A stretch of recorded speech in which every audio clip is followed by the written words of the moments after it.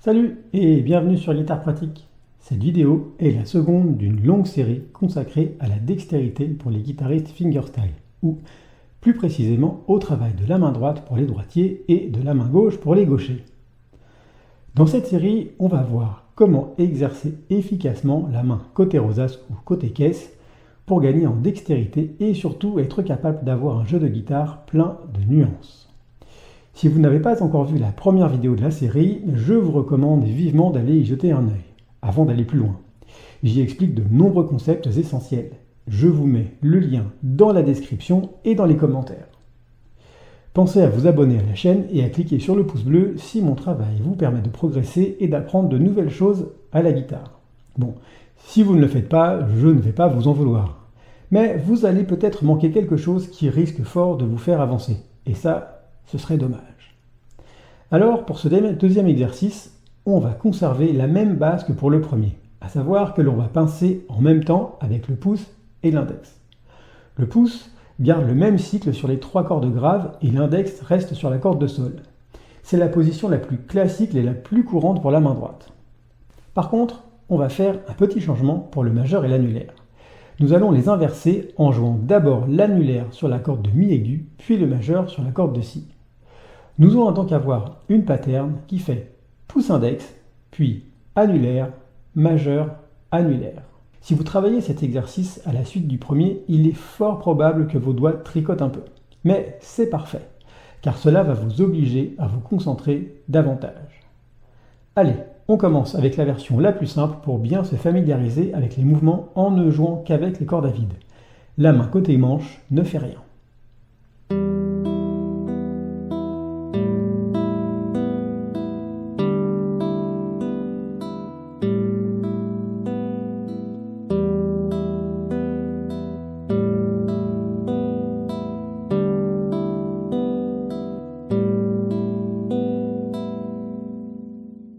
À présent, on va compliquer un peu en ajoutant la main gauche.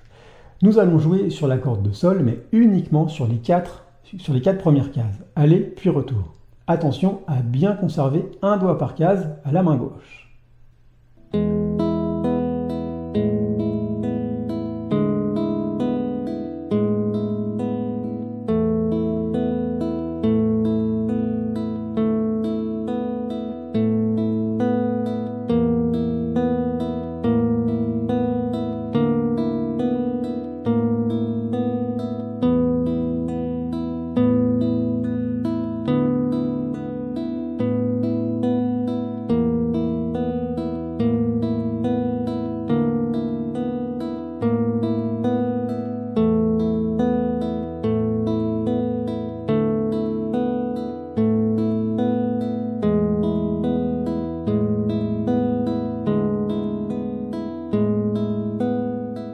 Pour l'étape suivante, nous allons garder le même principe, mais en allant cette fois-ci jusqu'à la 12e case.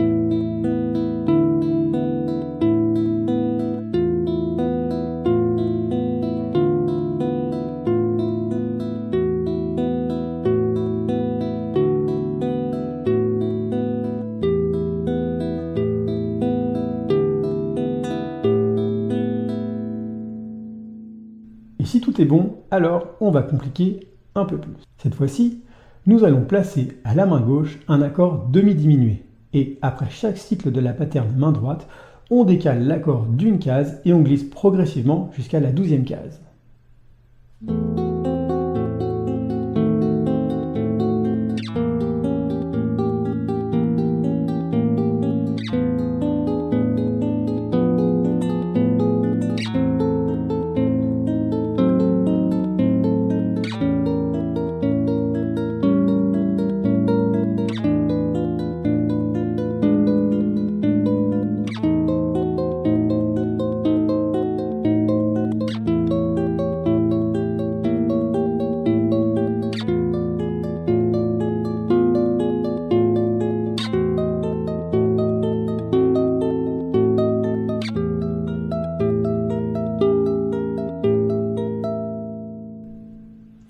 On peut aussi remplacer l'accord de mi diminué par un accord diminué. Et on va cette fois-ci avoir l'accord de mi aigu à vide.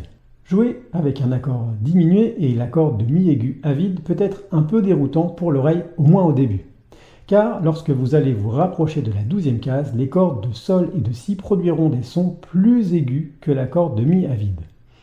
Du coup, votre oreille va se retrouver avec une perception moins logique par rapport au mouvement de la main droite. Mais là encore, c'est parfait pour la concentration, même si les doigts tricotent un peu.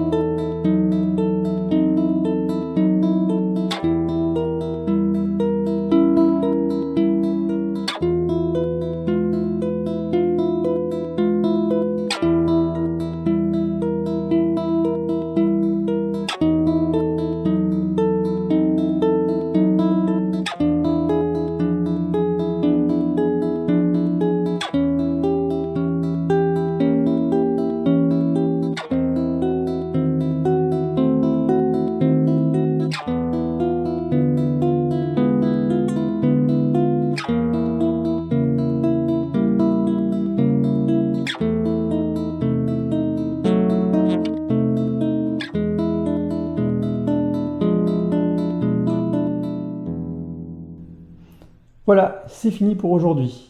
J'espère que cette vidéo vous a plu et vous permettra d'avoir une main droite plus fluide.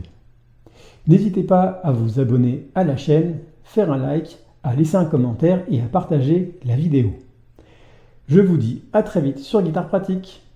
Bonne gratte!